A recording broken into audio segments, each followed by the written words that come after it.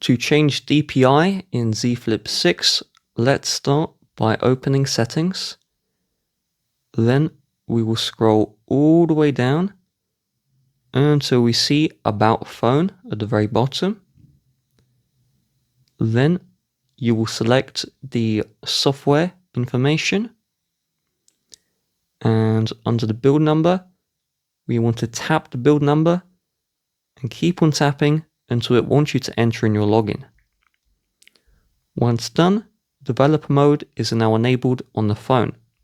So head back to the home page's settings, and now below About Phone, we will see the developer options.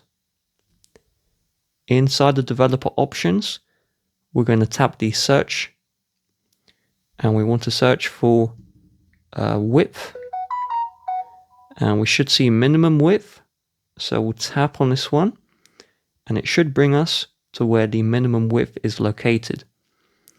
The default is 360, and so if we change this number, that will change the DPI of your Z Flip 6.